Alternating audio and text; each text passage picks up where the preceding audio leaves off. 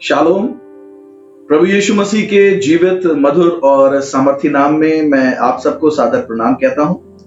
धन्यवाद करना चाहता हूं उन सब लोगों के लिए जो पिछले कुछ हफ्तों से लगातार हमारे साथ जुड़ रहे हैं, और स्वागत करना चाहता हूं उन सब का भी जो आज प्रथम बार हमारे साथ जुड़े हैं।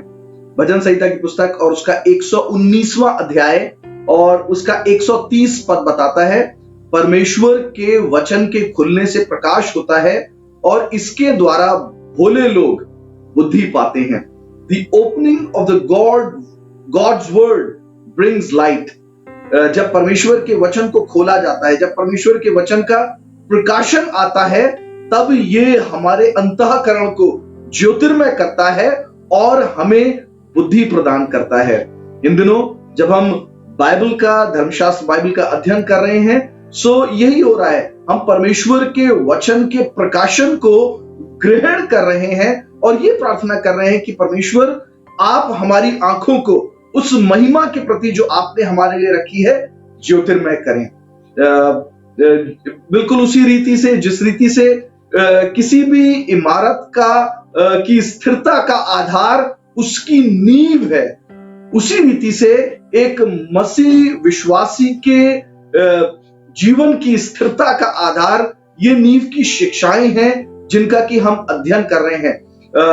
मसीह विश्वास की नींव के सिद्धांत, the doctrines of Christian faith या the foundational doctrines of Christian faith, जिनका कि विवरण हमको इब्रानियों की पुस्तक और उसके 6 अध्याय और पहले और दूसरे पद में मिलता है। ये 6 सिद्धांत हैं, ये 6 शिक्षाएं हैं। पहला, मरे हुए कामों से पश्चाताप। दूसरा, परमेश्वर पर विश्वास करना। तीसरा, बपतिस्मे। चौथा, हाथ रखने की विधि। पांचवा, मृतक उत्थान। और चौथा, अंतिम न्याय या इटर्नल जजमेंट।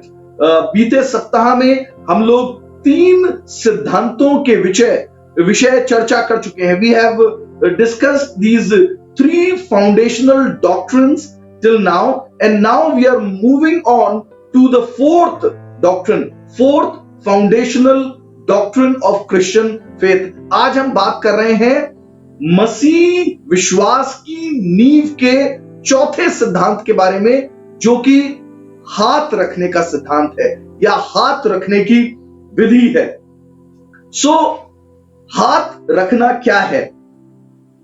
अगर हम इस बात को समझें कि हाथ रखने की विधि में एक व्यक्ति दूसरे व्यक्ति के ऊपर अपने हाथ को रखता है, और धर्मशास्त्र बाइबल के अनुसार जब ये कार्य एक आत्मिक आशय के साथ किया जाता है, when this is done with for a spiritual reason, तब उस घड़ी में एक प्रवाह या एक ट्रांसफर परमेश्वर की सामर्थ का उस व्यक्ति के जीवन में होता है जिसके ऊपर हाथ रखे जाते हैं। और हाथ रखने वाला व्यक्ति अक्सर हाथ को रखता है सामान्यतः एक प्रार्थना के साथ, या एक आशीष वचन के साथ, या एक भविष्यवाणी के शब्द के साथ, या ये तीनों बातें वहां पर मौजूद हो सकती हैं। आत्मिक रीति से जब हाथ रखे जाते हैं तो हाथ रखने वाले व्यक्ति के जीवन में प्रवाह होता है परमेश्वर की सामर्थ का। यदि हम हाथ रखने को प्राकृतिक तौर पर भी देखें, if we look at the laying on of hands naturally, तो ये सामान्यतः हमें अपने चारों ओर नजर आएगा। उदाहरण के तौर पर, जब 2 मित्र मुलाकात करते हैं, जब 2 लोग मिलते हैं, तो वो एक दूसरे से हाथ मिलाते हैं। यदि वे एक दूसरे के गले भी मिलते हैं तो उनके हाथ एक दूसरे के कंधे पर होते हैं, या उनके हाथ एक दूसरे की पीठ पर होते हैं। और इसी रीति से जब एक माँ अपने बच्चे से को प्रेम दिखाना चाहती है या बीमार बच्चे के प्रति अपनी सहानुभूति प्रस्तुत करना चाहती है, तो वो उसके सर के ऊपर अपने हाथ को रखती है, वो उसके बालों को, उसके सर को या उसके माथे को सहलाती है।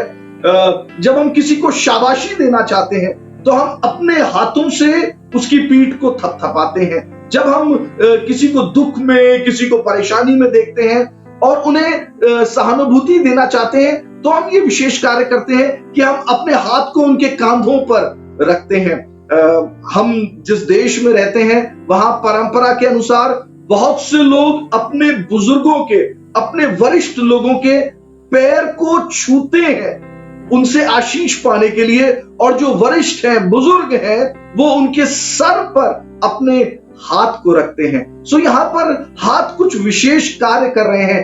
हाथ रखने के द्वारा संपर्क स्थापित होता है। सो हाथ रखने की विधि के जब हम बारे में बातचीत करते हैं तो यह समझना जरूरी है, हाथ रखने के द्वारा एक संपर्क स्थापित होता है और इसी संपर्क के साथ साथ एक संचारण या प्रवाह भी होता है, चाहे वो प्रेम का संचारण हो, चाहे वो आशीषों का संचारण हो, चाहे वो सहानुभूति का संचारण हो, चाहे वो मित्रों के बीच में एक भाईचारे का संचारण हो। एक संदेश संचारित होता है, एक भावना का संचारण होता है। सो हाथ रखने के द्वारा या हाथों को मिलाने के द्वारा एक संपर्क स्थापित होता है और एक भावना का, जो शायद हमें नजर नहीं आती, लेकिन उसका संचारण इस हाथ रखने या हाथ मिलाने के द्वारा किया जाता है।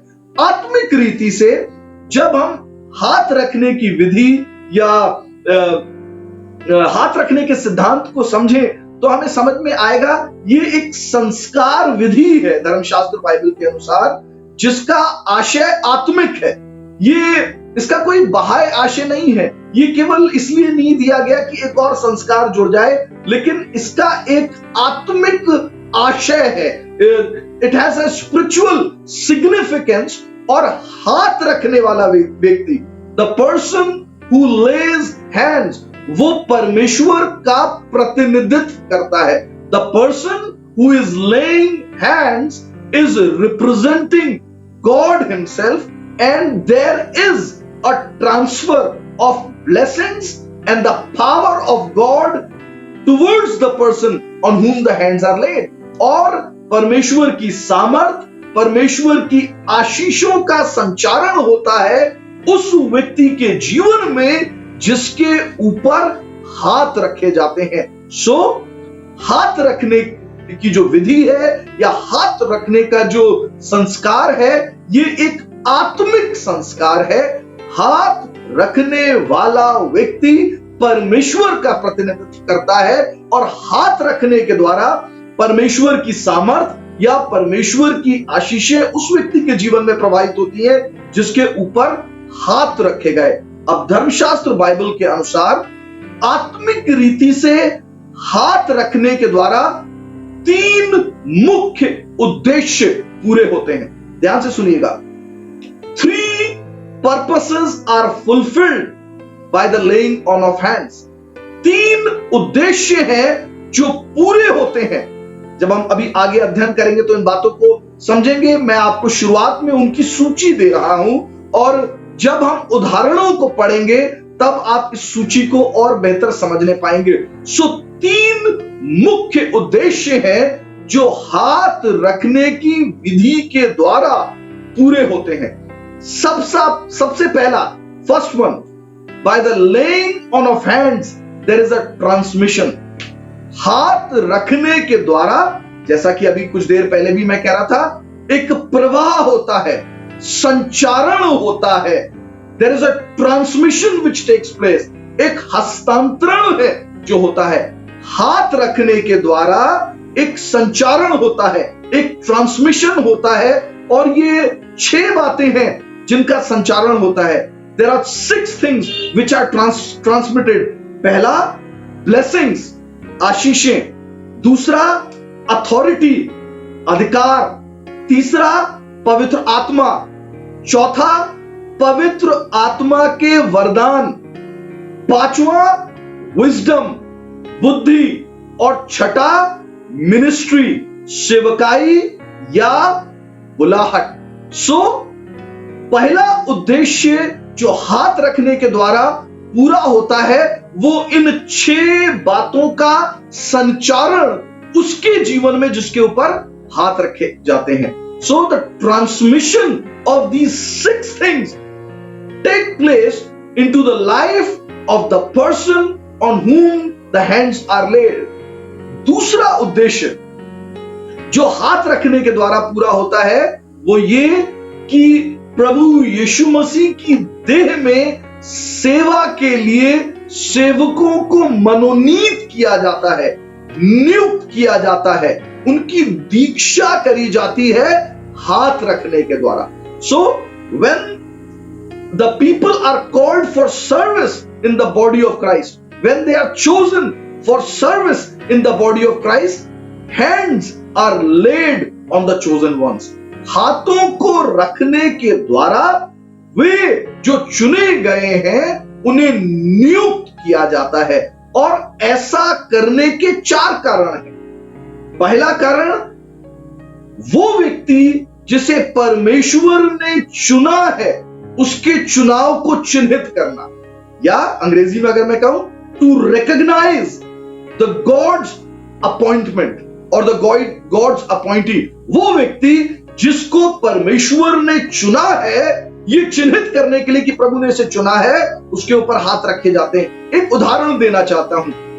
जब सैमुअल नबी से परमेश्वर ने कहा शाऊल के स्थान पर मैंने एक दूसरे व्यक्ति को राजा होने के लिए चुन लिया है और वो व्यक्ति यस्सी का पुत्र है। सो सैमुअल नबी यस्सी के घर गया और उसके सब बेटों की तरफ नजर कर रहा है, लेकिन परमेश्वर ने सारे बेटों को नहीं चुना है। जब दाऊद आया तब उसके ऊपर तेल उंडेला गया, वो ये चिन्हित करने के लिए था, this is God's choice, this is God's appointment. ये वो व्यक्ति है जो परमेश्वर के द्वारा चुना गया है और उसे हम चिन्हित कर रहे हैं। यूहन्ना रचित सुसमाचार और उसका 15वां अध्याय और उसका 16वां पद बताता है, तुमने मुझे नहीं चुना लेकिन मैंने तुम्हें चुना है। परमेश्वर अपनी सेवा के लिए जिन लोगों को बुलाता है उन्हें मनुष्य नहीं चुनते हैं, लेकिन उन्हें परमेश्वर चुनता है। और परमेश्वर अपने आत्मा के द्वारा बहुत सी बार अगुओं को बताता है, दिस इज द पर्सन। वैसे ही जैसे सैमुअल को बताया, दाऊद यस्सी का बेटा वो लड़का है जिसे मैंने राजा होने के लिए चुन लिया है, तुम्हें उसको चिन्हित करना है। दूसरा कारण मनोनीत किए गए चुने गए लोगों पे हाथ रखने का यह है कि वो अधिकार जो उनके ऊपर परमेश्वर लेकर आ रहा है, वो अभिषेक जो परमेश्वर उनके ऊपर लेकर आ रहा है, उसका समर्थन करना। अंग्रेजी में अगर मैं कहूं, to endorse the authority which is coming upon that person.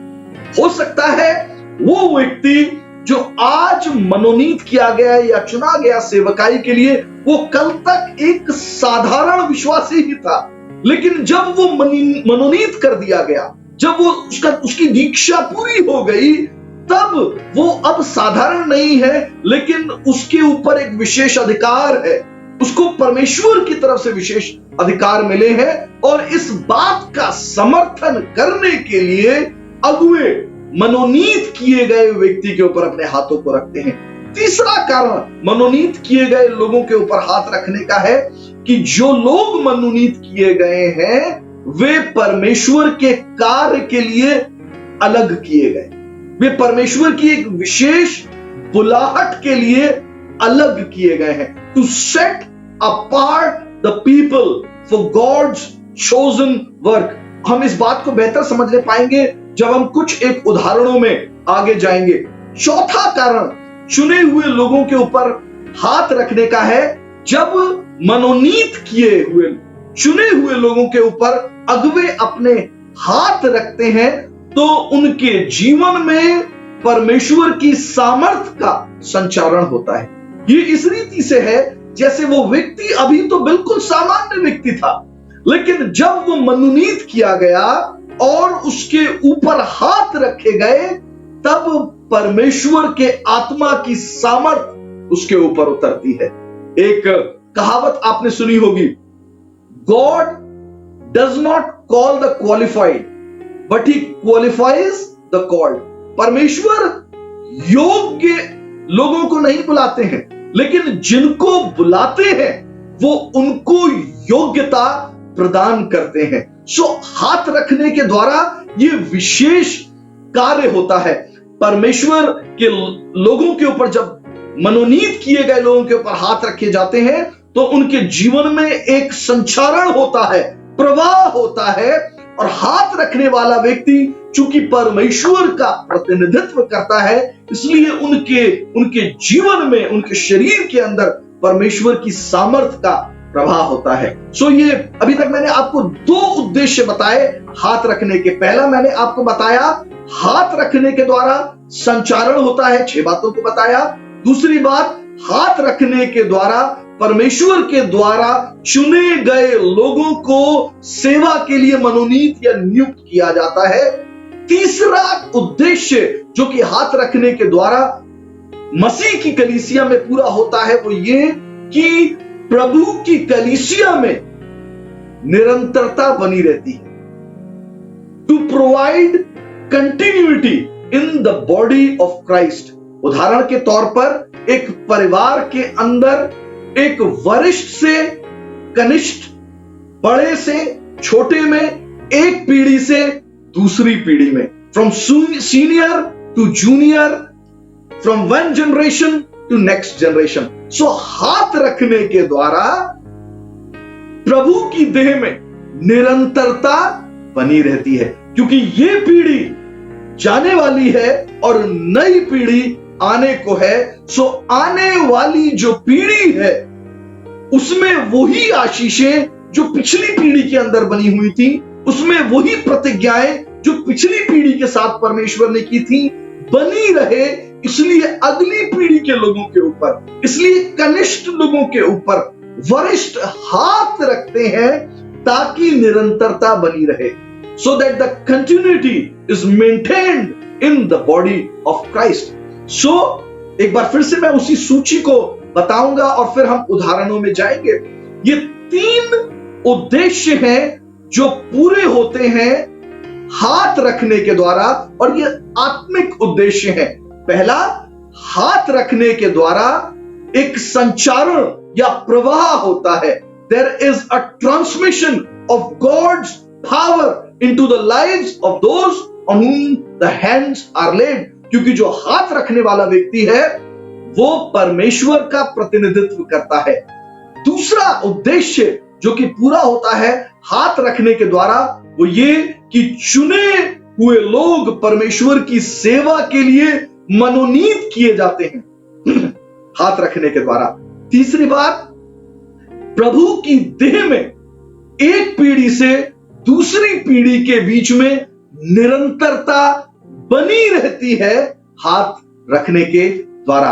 हम हाथ रखने की इस विधि को कोई साधारण विधि ना समझे। बहुत सी बार कलीसियाओं के बीच में हाथ रखने की विधि की बहुत ज्यादा चर्चा नहीं है।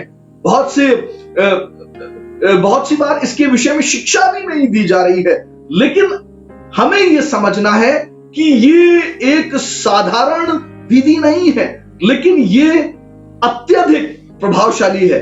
हम इस बात को एक उदाहरण देकर समझाना चाहता हूं। जब हम लय व्यवस्था की पुस्तक और उसके पहले अध्याय और उसके चौथे पद को आप पढ़ेंगे, तब वहां पर ऐसा लिखा है कि पापों के प्रायश्चित के लिए बलिदान स्वरूप जो पशु लाए जाते थे उनके ऊपर बलिदान करने वाले लोगों को अपने हाथ रखने होते थे। याजकों को भी इन बलि किए जाने वाले पशुओं के ऊपर अपने हाथ रखने होते थे, और हाथ रखने के द्वारा एक विशेष काम होता था।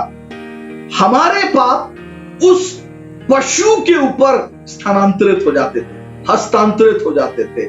They were transferred onto the animal which was to be sacrificed. और ये प्रभावशाली है।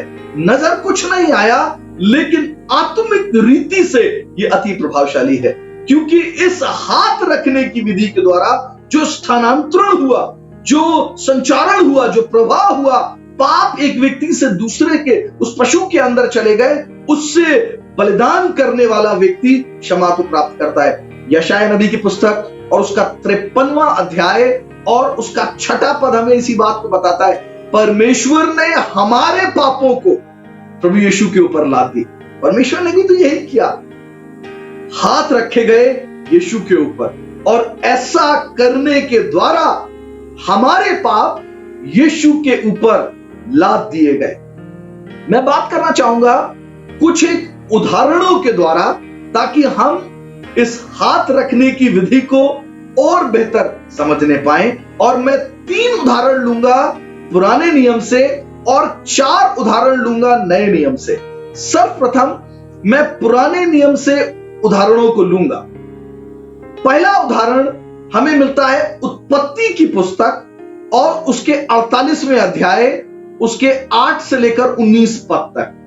Genesis chapter 48 versus 8 till 19।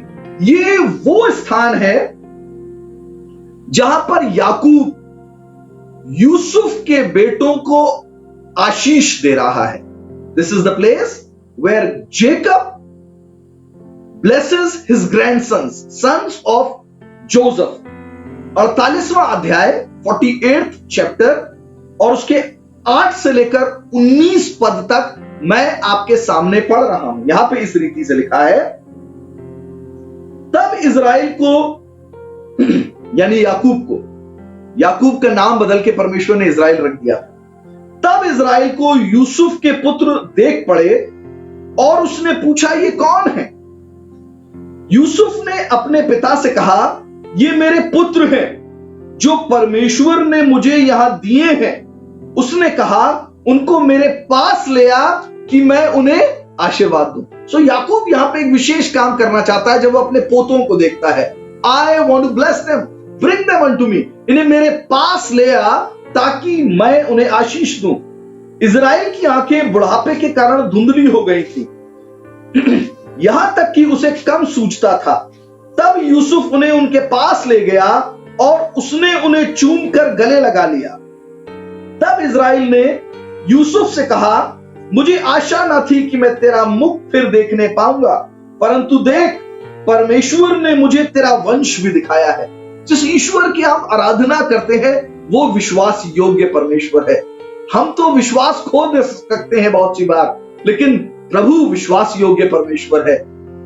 Yusuf के लिए तो याकूब के पास उम्मीद भी नहीं थी कि वो उसके चेहरे को दोबारा कभी देख भी पाएगा, लेकिन परमेश्वर ने यहां तक संभव किया कि वो न केवल यूसुफ से मिला, उसके द्वारा आशीषित हुआ और उसकी संतानों को भी देखने पाया। और अब समय है कि उसके बेटों को आशीषित करे। आगे लिखा है, तब यूसुफ ने उन्हें अपने घुटनों के बीच से हटाकर अपने मुंह के बल भूमि पर गिरकर दंडवत की। देखिए कितनी अद्भुत बात है।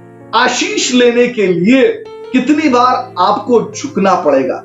और यहां पे वो बेटे दीन हुए, वो अपने घुटनों पर गए।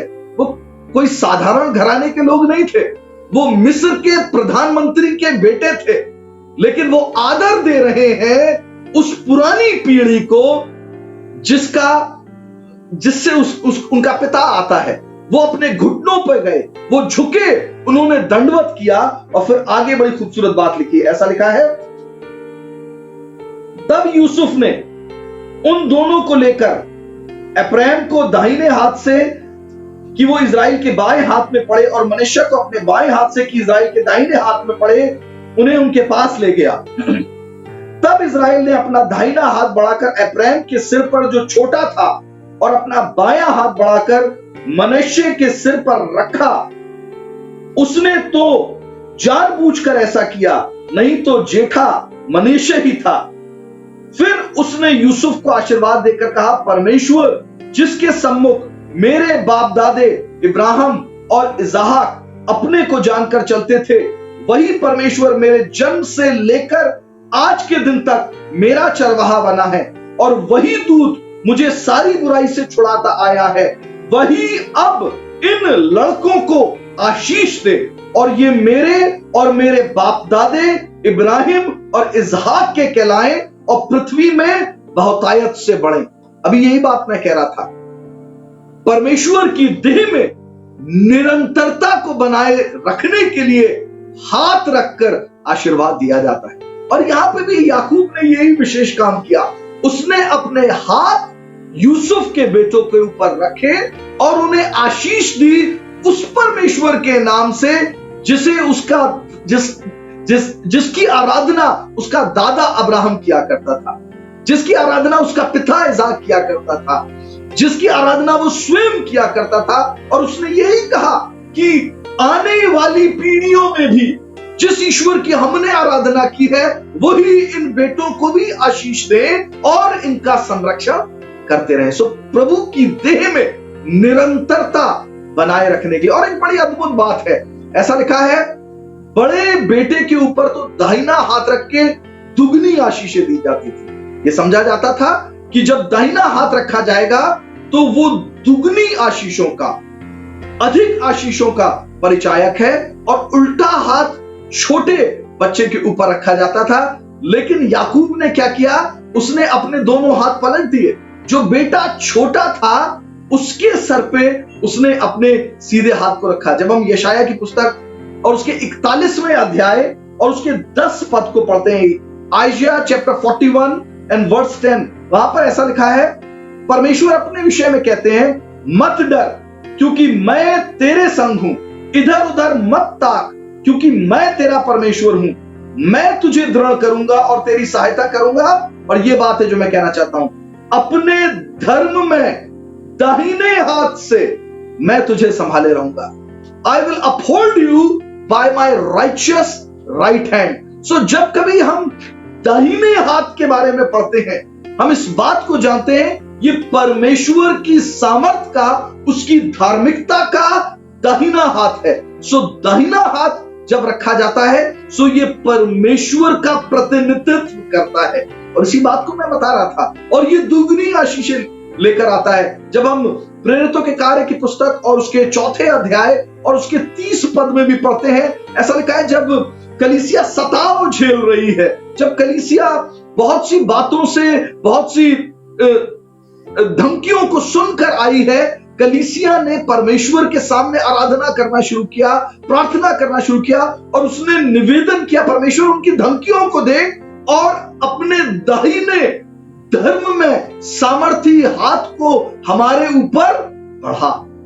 परमेश्वर अपने हाथ को हमारे ऊपर रख। इस शब्द को आप पढ़ सकते हैं प्रेरितों के कार्य की पुस्तक उसका 4 अध्याय और उसका 30 पद के अंदर। जब दाहिना हाथ परमेश्वर का हमारे ऊपर आता है तो वो अपनी सामर्थ को लेकर आता है, वो अपनी महिमा को लेकर आता है, वो अपने अनुग्रह को लेकर आता है, वो परमेश्वर की एक पीढ़ी से दूसरी पीढ़ी तक बने रहने वाली विश्वास योग्य आशीषों का प्रतिनिधित्व करता है।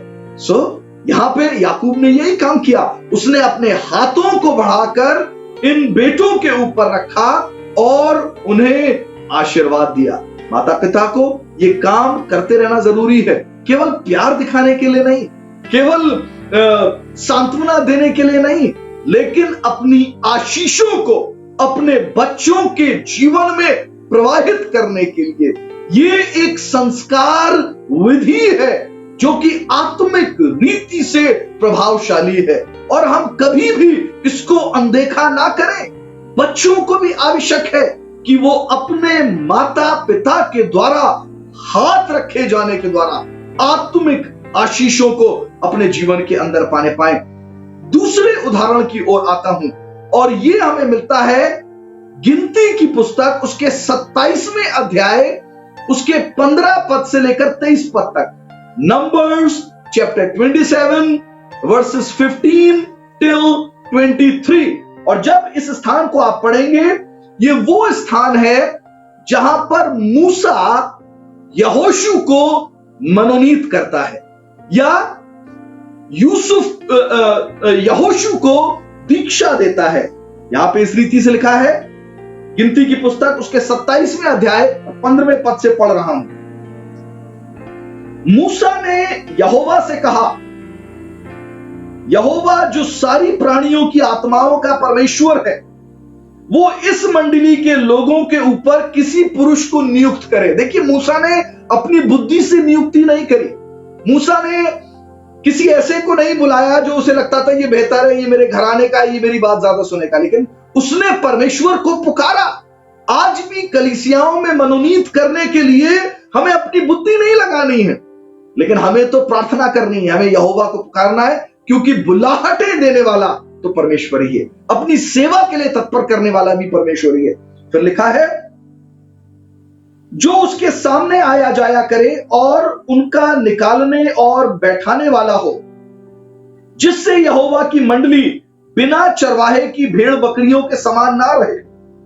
यहोवा ने मूसा से कहा, तू नून के पुत्र यहोशू को लेकर उस पर हाथ रख। सो परमेश्वर ने चुन लिया, और ये नहीं कहा यहोशू है वो, यहोशू ऐसा करेगा, लेकिन परमेश्वर ने कहा मैंने चुन तो लिया है, लेकिन उसे मनोनीत करो, उसे दीक्षा दो। और कैसे दीक्षा दी जाएगी? उसे बुलाओ और उसके ऊपर हाथ रखो।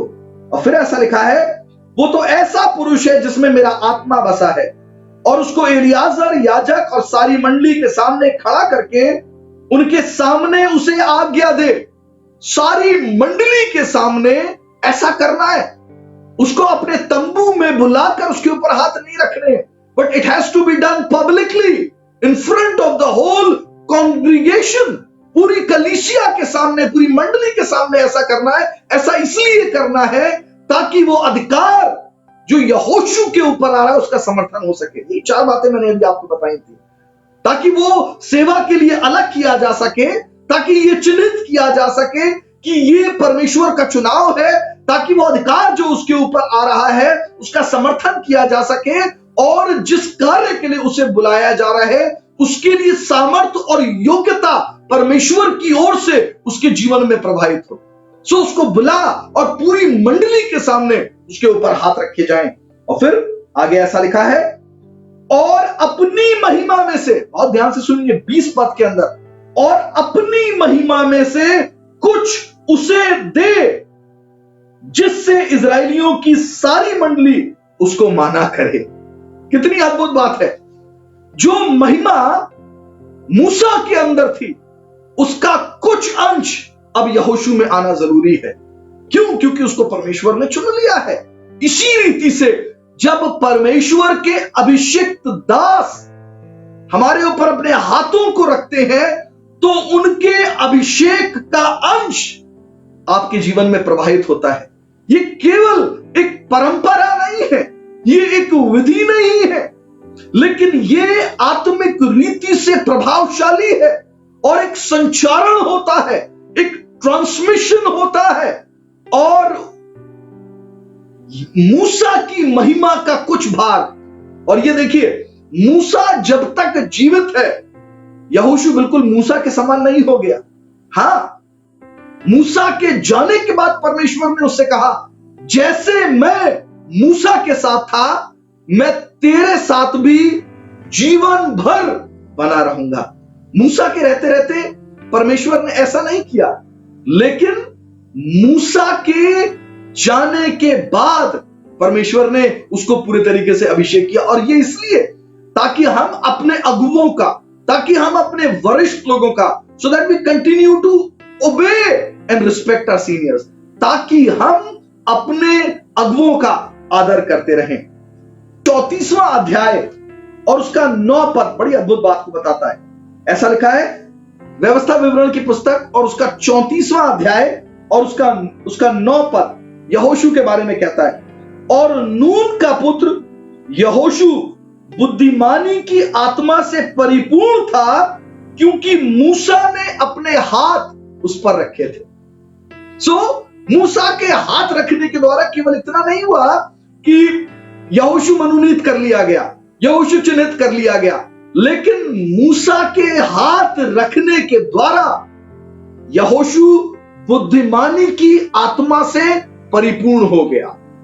जिस कार्य के लिए उसको बुलाया गया था, उस कार्य के लिए परमेश्वर ने उसको अपनी योग्यता दी, उस कार्य के लिए परमेश्वर ने उसको अपनी दक्षता दी। सो परमेश्वर योग्य लोगों को नहीं बुलाता है, लेकिन जिन्हें बुलाता है उन्हें योग्यता भी देता है। पुराने नियम के तीसरे उदाहरण की ओर आऊंगा। दूसरे राजा की पुस्तक और उसका 13वां अध्याय और उसके 14 से 17 पद। Second Kings chapter 13 versus 14 till 17। ये वो स्थान है जहां पे योआश राजा के हाथों के ऊपर एलिया नबी अपने हाथों पर रखा है। Elisha puts his hands on the hands of King Joash। दूसरे राजा की पुस्तक उसका 13वां अध्याय और उसके 14 से लेकर 17 पद। यहां पे ऐसा लिखा हुआ है, और एलीशा को वो रोग लग गया जिससे वो मरने पर था। तब इजराइल का राजा योआश उसके पास आया और उसके ऊपर रोकर कहने लगा, हाय मेरे पिता, हाय मेरे पिता, हाय इजराइल के रथ और सवारों। एलीशा ने उससे कहा, धनुष और तीर ले आ। देखिए, जब राजा योआश, king Joash, when he came to Elisha, उसने जो शब्दों का प्रयोग किया, पहला बात उसने कहा, हाय मेरे पिता, यानी कि वो एलीशा नबी के ऊपर जो परमेश्वर का अभिषेक है उसको एंडोर्स कर रहा है, उसका समर्थन कर रहा है, उसका आदर कर रहा है। और उसी के साथ साथ वो एक शब्द को बोलता है, हाय इजराइल के रथ और सवारों, यानी कि वो एलीशा के ऊपर जो अभिषेक एलिया के द्वारा प्रभावित हुआ था, which had continued into Elisha from Elijah. एलिया के पास जो अभिषेक था उसका दूना अभिषेक एलीशा में आया है। वो उस बात का भी आदर करता है, उस बात को भी चिन्हित करता है, उस बात को भी प्रदर्शित करता है। और वो कहता है, एलीशा, यदि तुम चले जाओगे तो इस राज्य का क्या होगा? हमारे ऊपर तो आक्रमण होने वाला है, हमारे शत्रु हमारे विरोध में चढ़े आते हैं। तब एलीशा ने उससे विशेष बात को कहा, उसने उससे कहा, धनुष और तीर ले आ। और फिर लिखा है, वो उसके पास धनुष और तीर ले आया। तब उसने इजराइल के राजा से कहा, धनुष पर अपना हाथ लगा। जब उसने अपना हाथ लगाया तब एलीशा ने अपने हाथ राजा के हाथों पर धर दिए। ये एक सिंबॉलिक प्रक्रिया थी, ये प्रतीकात्मक रूप से एलीशा कुछ कर रहा था। उसने कहा, धनुष लाओ, बाण लेकर आओ और अपने हाथों में पकड़ो। जब उसने पकड़े राजा योआश ने, तो एलीशा ने अपने हाथ उसके हाथों के ऊपर रखे। और जब उसने अपने हाथ उसके हाथों पर रखे, तब परमेश्वर की सामर्थ और परमेश्वर का ह्याव राजा योआश को मिला। और फिर उसने कहा, अब तू अपने धनुष से तीर चला। और ऐसा लिखा है, राजा योआश ने 3 बार तीर चलाया और फिर वो ठहर गया। एलीशा नाराज हो गया। उसने कहा, तुझे तो चाहिए था कि तू बार बार तीर चलाता रहता, लेकिन क्योंकि तूने केवल 3 बार तीर चलाए हैं, इसलिए 3 बार सीरिया तुझसे हार जाएगा, तेरे शत्रु 3 बार तुझसे पराजित होंगे। और बिल्कुल ऐसा ही हुआ। 3 बार राजा योआश प्रभावशाली हुआ, विजयी हुआ अपने शत्रुओं के ऊपर। सो यहां पे एक और संदेश हमें मिलता है, वो ये कि प्रभु के दासों के हाथ रखने के द्वारा परमेश्वर की सामर्थ हमारे जीवन में प्रवाहित होती है और हमें ह्याव मिलता है, और हम अपने जीवन के कार्यों में भी सफलता प्राप्त करते हैं, हम अपने जीवन की बुलाहटों में भी सफलता प्राप्त करते हैं। और केवल इतना ही नहीं है, लेकिन इस हाथ रखने के साथ साथ हमें भी निरंतर कार्य करते रहना है। यहां पे योआश ने एक काम किया, उसने 3 बार तीर चलाए और फिर वो थक गया। हमें थकना नहीं है, हमें अपनी भी दौड़ दौड़नी है। बिल्कुल ऐसे ही जैसे एलीशा ने ये नहीं कहा, एलिया जो अभिषेक तेरे ऊपर है मुझे वही चाहिए। एलीशा ने कहा, मुझे दूना अभिषेक चाहिए। I want double portion of anointing. This calls for diligence. हम कितने आतुर हैं, हम कितने भूखे हैं, हम कितने प्यासे हैं। सो केवल हाथ रखने के द्वारा ही सब कुछ नहीं हो जाएगा। हाथ रखने के द्वारा परमेश्वर की सामर्थ प्रवाहित होती है, और जब हम बिना रुके अपने कार्य को करते रहते हैं, तब उमड़ता हुआ अभिषेक हम अपने जीवनों के अंदर पाने पाते हैं। एलीशा के जीवन के विषय में एक बड़ी अद्भुत घटना ऐसा लिखा है, एलीशा बीमारी में मर गया, वो दफनाया गया, और बहुत दिनों के बाद एक और मुर्दा उसी की कब्र में कोई गाड़ने लगा, और एलीशा जो मृत था, उसका कंकाल, उसकी हड्डियां वहां पर थी, उन हड्डियों के छुए जाने से मुर्दा जीवित हो गया। यानी कि प्रभु का दास मर तो बहुत दिन पहले गया था, लेकिन अभी भी उसके शरीर में, उसकी हड्डियों में परमेश्वर का अभिषेक कार्य कर रहा था। परमेश्वर के दासों के द्वारा अभिषेक प्रवाहित होता है और हाथ रखने के द्वारा इसी क्रिया को किया जाता है। जब हाथ रखे जाते हैं तो परमेश्वर की सामर्थ हाथ रखने वाले व्यक्ति के जीवन में प्रवाहित होती है। नए नियम से 4 उदाहरणों को लेना चाहूंगा। I will take 4 examples from the New Testament. और पहला उदाहरण है blessings by the laying on of hands. आशीष प्राप्त होती है हाथ रखने के द्वारा। अभी मैंने याकूब के विषय बताया था, हाथ रखने के द्वारा उसने आशीर्वाद दिया। नए नियम में भी हम बिल्कुल इसी बात को देखते हैं। मरकुस रचित सुसमाचार, gospel according to Saint Mark chapter 10 verses 13 till 16। मरकुस 10 13 से 16, यहां पर ऐसा लिखा है, फिर लोग बालकों को उसके पास लाने लगे कि वो उन पर हाथ रखे और चेलों ने उनको डांटा। यीशु ने ये देख क्रुद्ध होकर उनसे कहा, बालकों को मेरे पास आने दो और उन्हें मना ना करो, क्योंकि परमेश्वर का राज्य ऐसों ही का है। मैं तुमसे सच सच कहता हूं कि जो कोई परमेश्वर के राज्य को बालक की नाई ग्रहण ना करे, वो उसमें कभी प्रवेश ना कर पाएगा। और उसने उन्हें गोद में लिया और उन पर हाथ रखकर उन्हें आशीष दी। लोग अपने बच्चों को लेकर आए थे कि उनके ऊपर हाथ रखे जाएं और यीशु ने आशीष दे। यीशु ने क्या किया? उन्हें गोद में बिठाया और उनके ऊपर हाथ रखकर उन्हें आशीष दी। यही आशीष देने का तरीका है। यही आशीष और आशीर्वाद प्राप्त करने का तरीका है कि हम प्रभु के पास आए, कि हम वरिष्ठ के पास पहुंचे, कि हम अभिषिक्तों के सामने आए, हम अगुओं के पास जाएं और उनसे कहें अपने हाथ को बढ़ाएं और हमें आशीष दें और हमें आशीर्वाद दें। दूसरा उदाहरण जो हम नए नियम के अंदर देखते हैं वो है healing bye the laying on of hands. चंगाई का प्रवाह होता है हाथ रखने के द्वारा।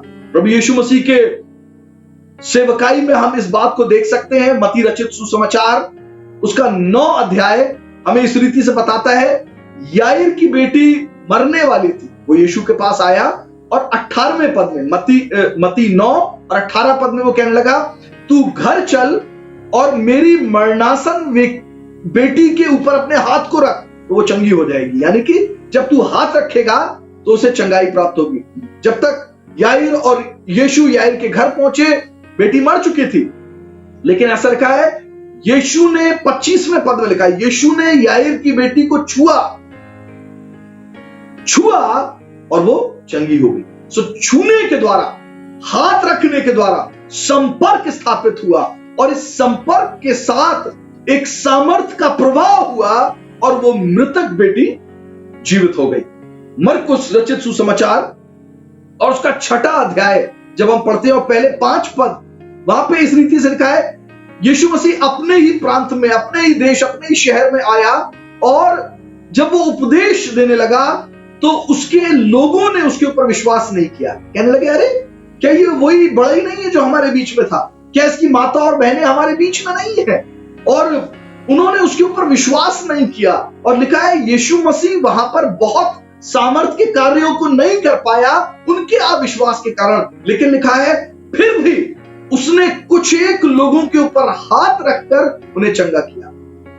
मरकुस रचित सुसमाचार 6वां अध्याय 5वां पद, he still laid his hands on few and healed them।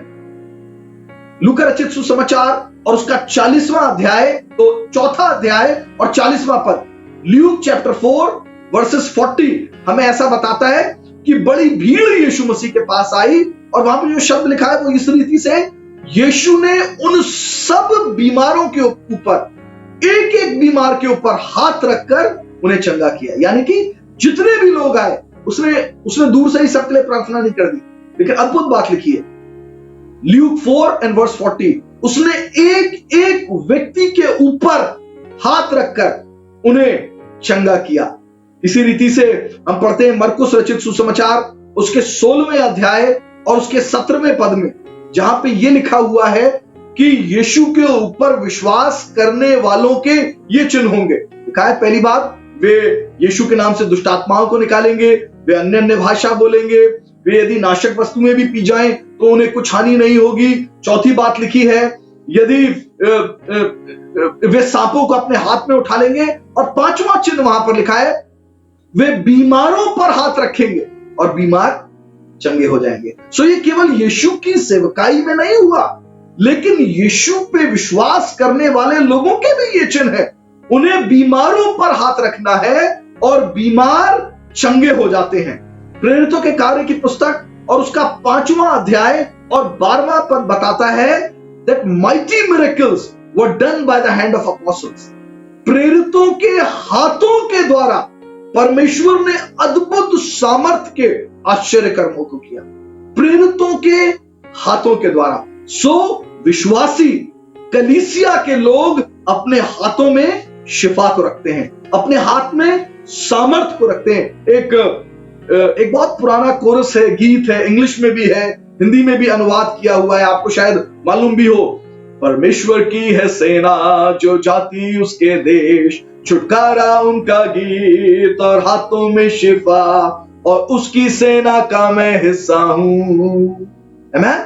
सो परमेश्वर की जो सेना है, परमेश्वर के जो लोग हैं, परमेश्वर ने अपने लोगों के हाथों में अपनी चंगाई को रखा है, अपनी सामर्थ को रखा है। जब कलीसिया के लोग बीमारों के ऊपर हाथ रखेंगे, ये चिन्ह है, बीमार चंगे हो जाएंगे। शायद आपको बीमार ढूंढने के लिए अपने घर से बाहर भी ना जाना पड़े, आपके अपने घर में आपको लोग मिल जाएंगे जिनके जीवन में कोई ना कोई रोग है, जिनके जीवन में कोई ना कोई कमी है। इससे पहले आप चिकित्सकों को ढूंढे, इससे पहले आप डॉक्टर्स को ढूंढे, बीमार के ऊपर अपना हाथ रखिए और प्रार्थना करिए और बीमार चंगे हो जाएंगे।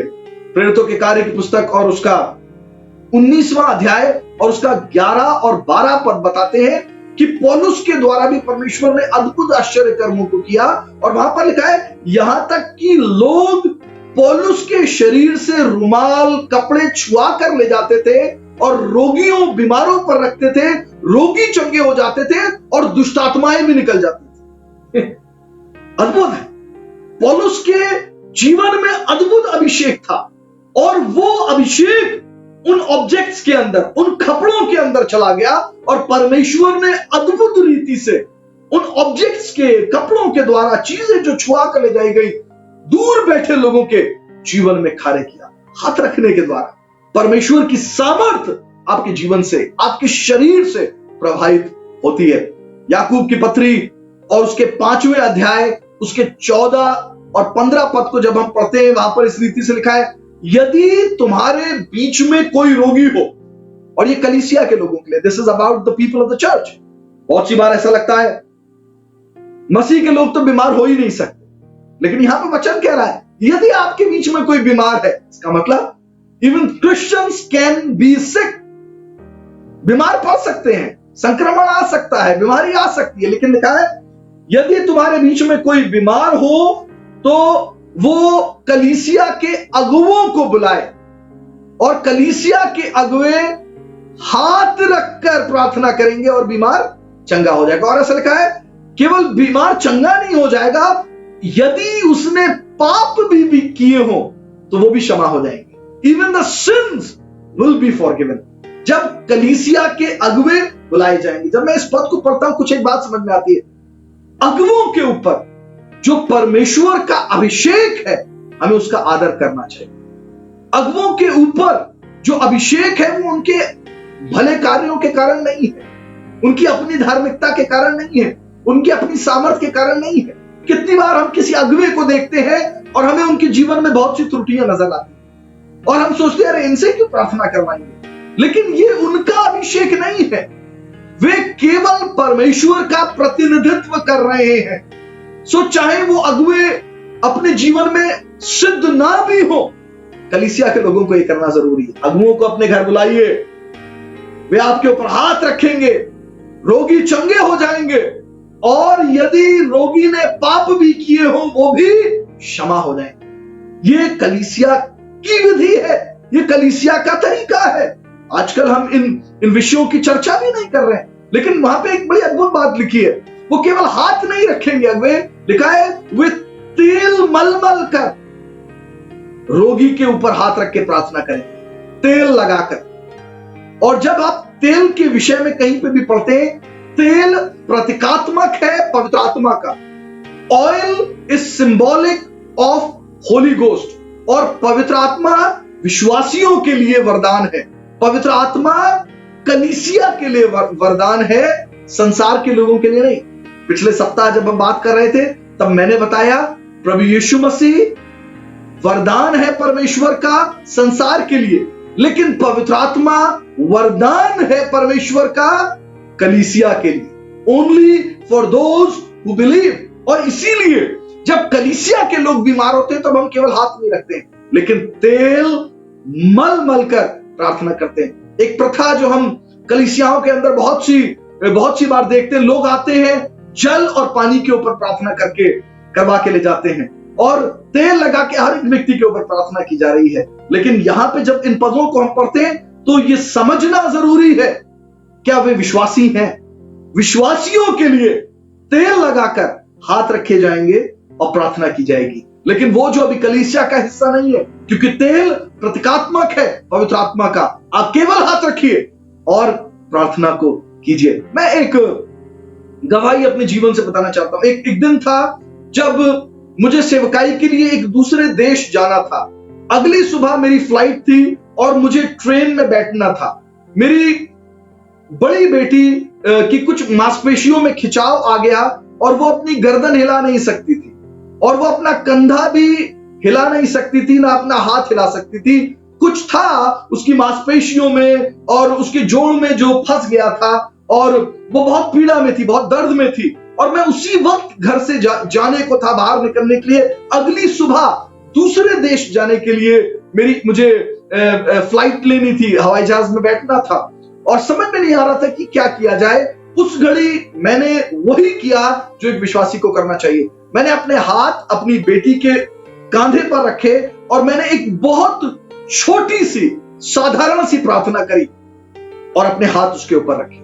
और जब मैं प्रार्थना कर ही रहा था तब मैंने महसूस किया मेरे हाथों से सामर्थ्य निकली, और मुझे ऐसा लगा जैसे कुछ तड़कने की आवाज हुई।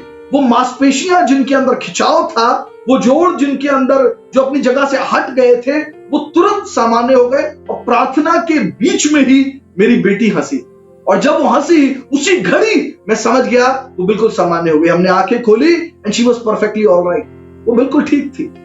इससे पहले कि आप अस्पताल खोजें, इससे पहले कि आप डॉक्टर्स को ढूंढें, आपको यह करना जरूरी है, अपने घर के बीमार के ऊपर अपने हाथ को रखिए, क्योंकि यह परमेश्वर का वायदा है।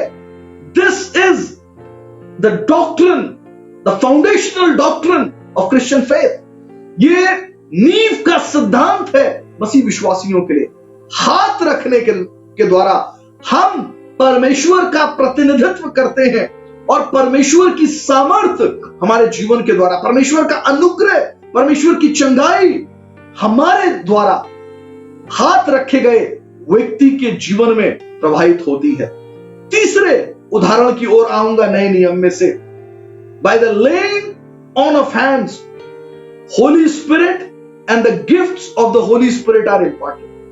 हाथ रखने के द्वारा पवित्र आत्मा का वरदान और पवित्र आत्मा के वरदान हमें प्राप्त होते हैं। हाथ रखने के द्वारा कलीसिया के लोग, विश्वासी लोग पवित्र आत्मा को पाते हैं और पवित्र आत्मा के वरदानों को भी पाते हैं। प्रेरितों के कार्य की पुस्तक और उसका 8वां अध्याय और उसके 14 से लेकर 20 पद में एक वृतांत है जिसको आप बाद में पढ़ सकते हैं। प्रेरितों के कार्य की पुस्तक उसका 8वां अध्याय उसके 14 पद से लेकर 20 पद तक। यहां पे पतरस और बाकी प्रेरित, पतरस, यूहन्ना और कुछ एक प्रेरित सामरिया में पहुंचे। सामरिया वो स्थान है जहां पर फिलिप्पुस ने सेवकाई करी थी और बहुत से लोगों ने प्रभु यीशु मसीह के ऊपर विश्वास किया। जब पतरस वहां पर आया, तो पतरस ने देखा कि इन लोगों ने यीशु को तो जाना है, लेकिन अभी पवित्र आत्मा को नहीं पाया है, अभी आत्मा का बपतिस्मा नहीं पाया है। और फिर पतरस ने उन विश्वासियों के ऊपर हाथ रखे और प्रेरितों के हाथ रखने के द्वारा विश्वासियों ने पवित्र आत्मा का दान पाया। बहुत सी बार पवित्र आत्मा का बपतिस्मा हाथ रखने के द्वारा भी विश्वासियों को प्राप्त होता है। प्रेरितों के कार्य की पुस्तक उसका 9वां अध्याय और उसका 17 और 18 पद, एक्ट्स चैप्टर 9 वर्सेस 17 एंड 18, वहां पे शाऊल के बारे में लिखा है जो बाद में पौलुस हो गया। ऐसा लिखा है, उसके पास अनन्यास भेजा गया और उसने एक विशेष काम किया। उसने अपने हाथों को पौलुस के ऊपर रखा और उसके हाथ रखने के द्वारा शाऊल, पौलुस जिसकी आंखों की रोशनी चली गई थी, छिलके से गिरे और वो चंगा हुआ और उसने पवित्र आत्मा का बपतिस्मा प्राप्त किया। एक सामान्य विश्वासी के द्वारा। वो कोई भविष्यवक्ता नहीं था, वो कोई प्रेरित नहीं था, वो कोई अगुवा भी नहीं था, वो दमिश्क की कलीसिया का एक बहुत साधारण सा विश्वासी था। लेकिन परमेश्वर ने उससे बातचीत करी, उसे कहा तू जा।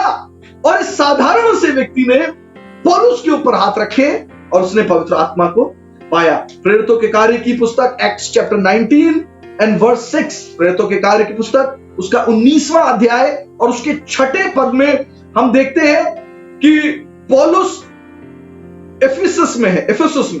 एफिसस के लोगों ने अभी तक यीशु के नाम में बपतिस्मा भी नहीं लिया है और ऐसा लिखा है कि पौलुस ने उनके ऊपर हाथ रखे और उन्होंने पवित्र आत्मा का दान पाया।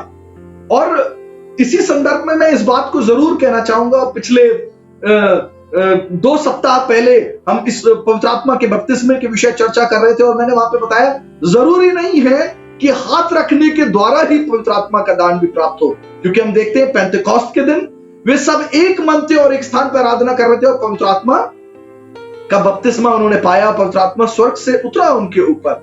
उसी रीति से हम देखते हैं कुरनेलियस के घर में जब पतरस गया और पतरस प्रचार ही कर रहा था, पवित्र आत्मा उनके ऊपर उतरा। लेकिन इसी के साथ साथ कलीसिया में ये विधि है और बहुत सी बार अगमों और अभिषिक्त दासों के हाथ रखने के द्वारा लोगों ने पवित्र आत्मा का दान पाया। पहले तिमोथी की पत्री, 1 Timothians चैप्टर 4 वर्स 14, पहले तिमोथी की पत्री उसका 4था अध्याय और उसका 14वां पद, यह तिमोथी के बारे में। यहां पे ऐसा लिखा है, उस वरदान से जो तुझ में है और भविष्यवाणी के द्वारा प्राचीनों के हाथ रखते समय तुझे मिला, निश्चिंत मत रहे। ये तिमोथी से पौलुस कह रहा है। वो कह रहा है जब प्राचीनों ने हाथ रखे थे, जब प्रेस्बिटर्स ने हाथ रखे थे, जब पासवानों ने हाथ रखे थे, जब अगुवों ने हाथ रखे थे, तो तुम्हें पवित्र आत्मा के वरदान प्राप्त हुए थे। उन वरदानों को अनदेखा मत करो। ये होता है जब प्रभु के अभिषेक या अगुवे आपके ऊपर हाथ रखते हैं, वे परमेश्वर का प्रतिनिधित्व कर रहे होते हैं और उनके हाथों के द्वारा परमेश्वर के आत्मिक वरदान आपके जीवन में प्रवाहित होते हैं। ये पौलुस के साथ हुआ। और देखिए वही शब्द लिखा है जिसको मैं शुरुआत में आपसे कह रहा था, अक्सर हाथ रखने वाले, सामान्यतः ये होना जरूरी है, हाथ रखने वाले जब आत्मिक रीति से हाथ रखते हैं तो हाथ रखने के साथ साथ प्रार्थना, आशीष वचन और भविष्यवाणी का शब्द होता है। प्रार्थना, आशीष वचन और भविष्यवाणी का शब्द होता है। और यहां पे भी तिमोथी के साथ यही हुआ था। उन्होंने हाथ रखी और भविष्यवाणी करी और इसके स्वरूप प्रवाह हुआ आत्मिक वरदानों का तिमोथियस के जीवन में। दूसरे तिमोथी की पत्री और उसके पहले अध्याय और उसके 6 और 7 पद के अंदर फिर तिमोथी से पौलुस कहता है, 6 और 7 पद, दूसरे तिमोथी की पत्री और उसका पहला अध्याय उसका 6 और 7 पद, इसी कारण मैं तुझे सुधि दिलाता हूं, मैं तुझे याद दिलाता हूं कि तू परमेश्वर के उस वरदान को जो मेरे हाथ रखने के द्वारा तुझे मिला है चमका दे, क्योंकि परमेश्वर ने हमें भय की नहीं वरन सामर्थ और प्रेम और संयम की आत्मा दी है। सो यहां पे पौलुस भी कहता है तिमोथी को केवल एक आत्मिक वरदान नहीं मिला, लेकिन जब पौलुस ने भी उस पर हाथ रखे थे तो उसको कुछ आत्मिक वरदान प्राप्त हुए थे। बहुत सी बार हमारे पास यदि केवल अन्य भाषा का वरदान है, हम खुश हैं, ओ आई एम सेटिस्फाइड, हम इससे ज्यादा कुछ नहीं चाहिए। किसी को केवल चंगाई का वरदान चाहिए, किसी को केवल भविष्यवाणी करने का वरदान चाहिए। लेकिन वो कहता है, पौलुस कहता है कि अच्छे अच्छे वरदानों की के लिए यू बी क्यूरियस, तुम्हें चाहिए कि तुम्हारे जीवन में अच्छे से अच्छे आत्मिक वरदान होने चाहिए, और उसके लिए आपके पास जिज्ञासा होनी चाहिए, आपके अंदर चाहत होनी चाहिए। जब तक आप जिज्ञासु नहीं है, जब तक आपके अंदर चाहत नहीं है, तब तक आप नए वरदानों से भरे नहीं जा सकते। केवल एक वरदान काफी नहीं है। कोई भी विश्वासी पवित्र आत्मा के सारे 9 वरदान अपने जीवन में प्राप्त कर सकता है। सो जब तिमोथी के ऊपर प्राचीनों ने हाथ रखे थे तब उसने वरदान पाया था, और फिर आगे सेवकाई के समय पौलुस ने भी उस पर हाथ रखे और उसने आत्मिक वरदानों को पाया। मैं अपने जीवन की गवाही को जानता हूं। मैंने जब सेवकाई करना भी नहीं शुरू किया किसी भी रीति से, मेरे लिए अवसर हुआ कि मैं बहुत से परमेश्वर के दासों के साथ संगति करूं। इसलिए नहीं कि मुझे उनके साथ जाना पसंद होता था, लेकिन इसलिए कि बहुत से प्रभु के दास हमारे क्षेत्र में आए और मुझे केवल उनका अंग्रेजी से हिंदी में अनुवाद करना होता था। और केवल इसी संगति में रहने के दौरान उनका जो संपर्क मेरे साथ हुआ, उनका अभिषेक मेरे जीवन में प्रवाहित हुआ।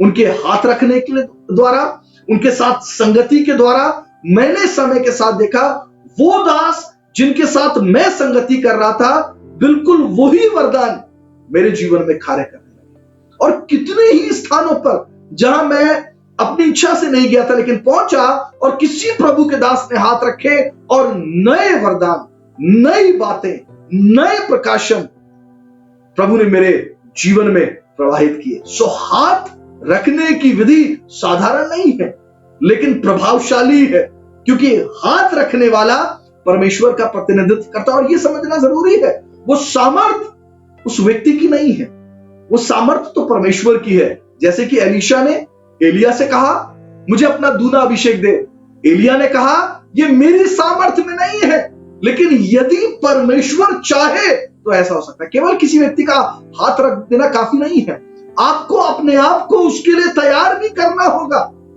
आपको अपने बर्तन को, आपको अपने वेसल को, you have to prepare yourself so that you can be filled. और जब आप तैयार होते हैं तो परमेश्वर के द्वारा से वो सामर्थ हाथ रखने वाले के द्वारा प्रवाहित होती है। और इसी संदर्भ में एक विशेष बात को मैं जरूर कहना चाहूंगा, जो कि एक तरीके से चेतावनी का शब्द है। वो ये कि आपको ये जानना भी जरूरी है कि हर एक व्यक्ति आत्मिक रीति से तैयार नहीं है हाथ रखने के लिए। शायद आप आत्मिक रीति से तैयार नहीं है, क्योंकि ये जिस सामर्थ्य के प्रवाह की हम बात कर रहे हैं, ये दोनों दिशा में हो सकता है। This transfer could be both ways. हाथ रखने वाले के द्वारा हाथ रखे गए व्यक्ति के शरीर में, और उस व्यक्ति के शरीर से वापस हाथ रखने वाले के शरीर में भी सामर्थ्य का प्रवाह हो सकता है। इसीलिए यदि हाथ रखने वाले लोग आत्मिक रीति से सिद्ध नहीं है, पवित्र नहीं है, उन्होंने अपने आप को परमेश्वर की उपस्थिति में तैयार नहीं किया है, और वो किसी ऐसे व्यक्ति के ऊपर हाथ रखते हैं जो बहुत अंधकार की सामर्थ्य से भरा हुआ है, तो उनके जीवन में दुष्प्रभाव आ सकते हैं, उनके अपने जीवन में किसी रीति से दुष्प्रभाव आ सकते हैं। सो आपको सावधान रहना है। इससे पहले कि आप स्वयं किसी के ऊपर जाकर हाथ रखें, आपको मालूम होना चाहिए क्या परमेश्वर ने आपको उसके लिए मनोनीत किया है, क्या परमेश्वर ने आपको उसके लिए अभिषेक किया है, क्या आप तैयार हैं किसी के ऊपर हाथ रखने के लिए, और कहीं ये आपके ऊपर दुष्प्रभाव लेकर तो नहीं आएगा। ऐसी बहुत सी गवाहियां हैं जो मैं आपके साथ बांट सकता हूं,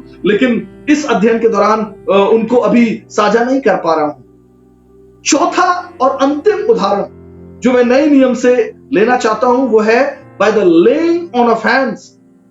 the servants are commissioned for the service of the Lord. इस बात को मैं बार बार कहता रहा, परमेश्वर के दासों को नियुक्त या मनोनीत किया जाता है हाथ रखने के लिए द्वारा परमेश्वर की सेवकाई के लिए, और ये धर्म शास्त्र का तरीका है और कोई तरीका नहीं है। धर्म शास्त्र का तरीका तो यही है, जो लोग परमेश्वर की सेवा के लिए मनोनीत किए गए या परमेश्वर के द्वारा चिन्हित किए गए, उन पर हाथ रखकर उन्हें दीक्षा दी जाए, उन पर हाथ रखकर उन्हें मनोनीत किया जाए। प्रेरितों के कार्य की पुस्तक और उसके 6 अध्याय और उसके 1 से लेकर 7 पद मैं आपके साथ पढ़ूंगा। प्रेरितों के कार्य की पुस्तक और उसका 6 अध्याय और उसके 1 से लेकर 7 पद। यहां पे ऐसा लिखा है, उन दिनों में जब चेले बहुत हो जाते थे तो यूनानी भाषा बोलने वाले इब्रानियों पर कुड़कुड़ाने लगे कि प्रतिदिन की सेवकाई में हमारी विधवाओं की सुधि नहीं ली जाती। तब उन 12 ने चेलों की मंडली को अपने पास बुलाकर कहा, यह ठीक नहीं कि हम परमेश्वर का वचन छोड़कर खिलाने पिलाने की सेवा में रहे।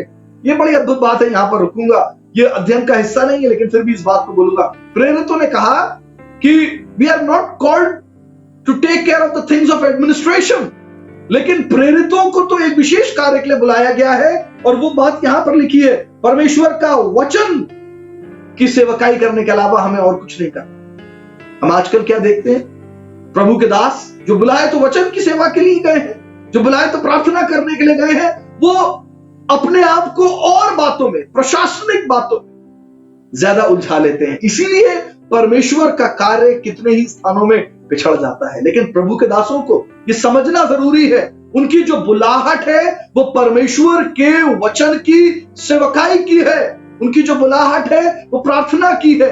लेकिन इन अगुवों को मनोनीत करने चाहिए कलीसिया में से वो लोग जो प्रभु की सेवकाई प्रशासनिक तौर पर कर सकें। आगे के पद इस रीति से कहते हैं, इसीलिए हे भाइयों, अपने में से 7 सुनार पुरुषों को जो पवित्र आत्मा और बुद्धि से परिपूर्ण हो चुन लो कि हम उन पर काम ठहरा दें, परंतु हम तो प्रार्थना और वचन की सेवा में लगे रहेंगे। फिर से वही बात, हम तो प्रार्थना और वचन की सेवा में लगे रहे। अच्छी लगी, और उन्होंने स्तिफनुस नाम एक पुरुष को जो विश्वास और पवित्र आत्मा से परिपूर्ण था, और फिलिप्पुस और प्रुखरुस और निकनोर और तिमोन और परमिनास और अंताकीवाला निकौलुस जो यहूदी मत से आता था चुन लिया, और इन्हें प्रेरितों के सामने खड़ा किया, और उन्होंने प्रार्थना करके उन पर हाथ रखे।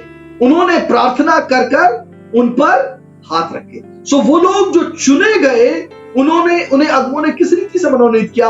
हाथ रखने के द्वारा उन्हें मनोनीत किया गया। और यहां पे 2 नाम उभर कर आते हैं। एक पहला स्तिफनुस, जो कि कलीसिया का पहला शहीद ठहरा।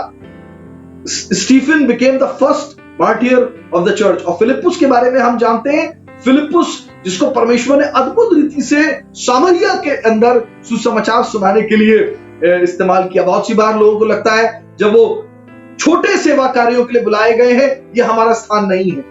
लेकिन यदि हम छोटे सेवा कार्यों के लिए भी बुलाए गए हैं और हम वहां पर विश्वास योग्य रहे, परमेश्वर उन स्थानों से हमें रहने नहीं देगा उन स्थानों में, लेकिन हमें वहां से आगे बढ़ाएगा। और फिलिप्पुस को एक बड़े स्थान में अद्भुत रीति से इस्तेमाल किया, स्तिफनुस को भी अद्भुत रीति से इस्तेमाल किया, उसके द्वारा भी अद्भुत चिन्ह और आश्चर्य कर्म किए गए। प्रेरितों के कार्य की पुस्तक एक्ट्स चैप्टर 13 और उसका 13वां अध्याय, और ये अंताकिया की कलीसिया है।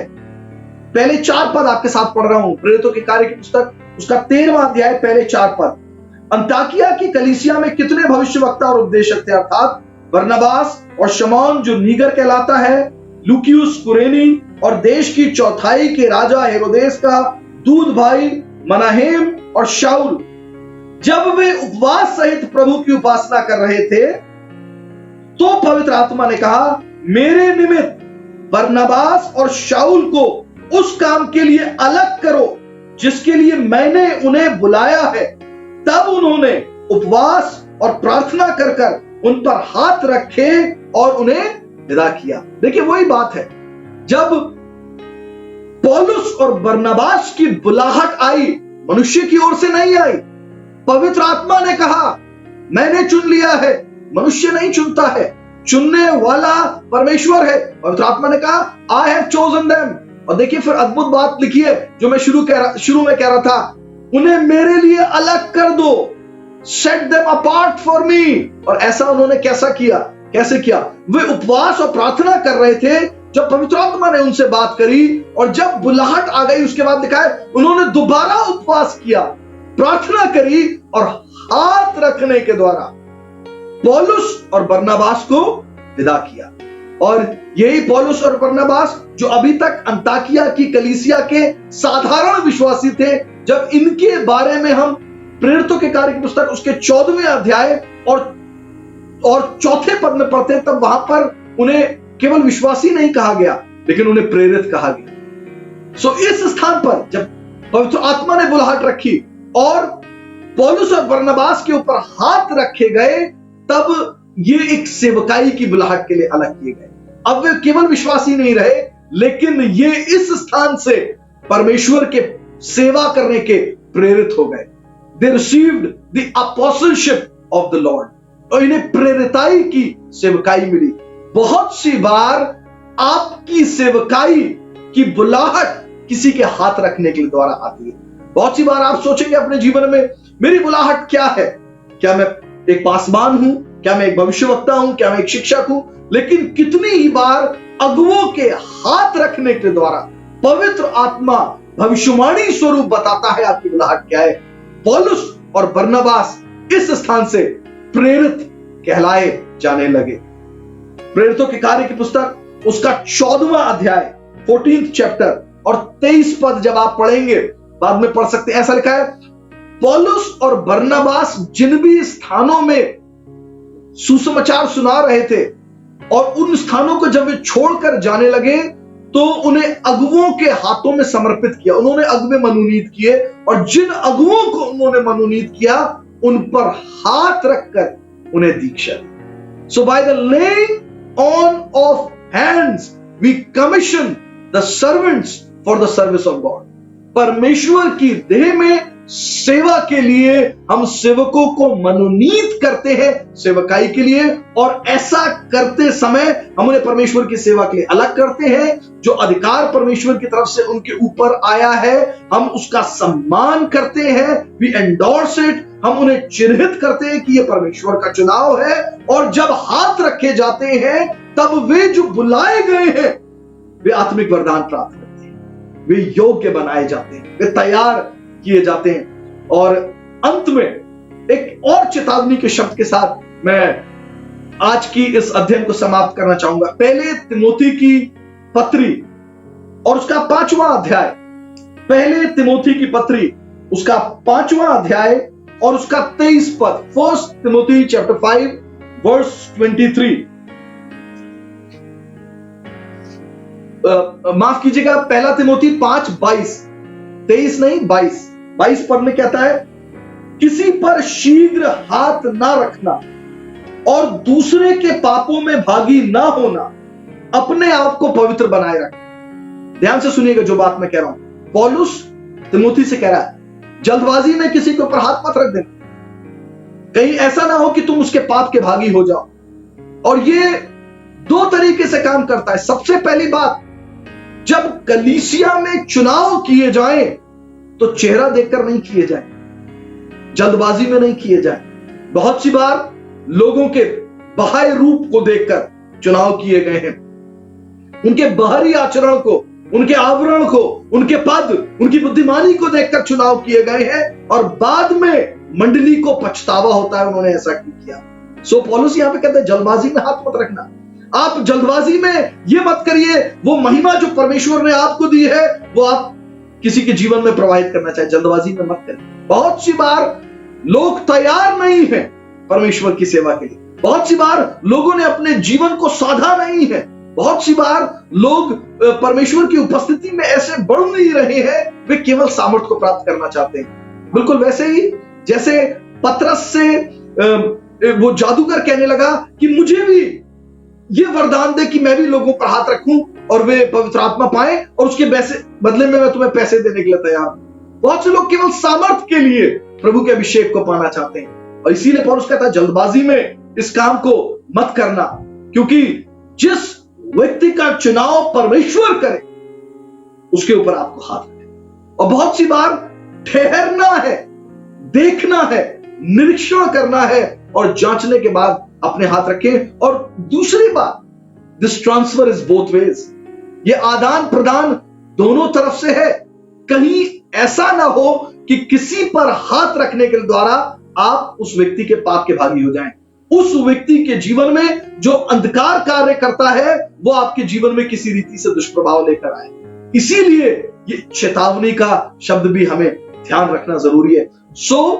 हमने बात करी है आज की शाम, मैं अंत में सारी बातों का सार फिर से देना चाहता हूं। हमने बात करी है आज चौथे मसीह विश्वास के नींव के सिद्धांत की, जो कि हाथ रखने का सिद्धांत है, doctrine of the laying on of hands. और यह सिद्धांत, इस विधि के द्वारा 3 उद्देश्य हैं जो पूरे होते हैं। 3 purposes are fulfilled by the laying on of hands। सबसे पहली बात जो पूरी होती है कि there is a transmission which takes place। संचारण होता है, प्रवाह होता है परमेश्वर की सामर्थ का, परमेश्वर की आशीषों का। दूसरा, लोगों को सेवा के लिए मनोनीत किया जाता है हाथ रखने के द्वारा। और तीसरा, हाथ रखने के लिए द्वारा प्रभु की देह में निरंतरता बनी रहती। इन्हीं शब्दों के साथ आज हम इस अध्ययन को यहां पर समाप्त करेंगे।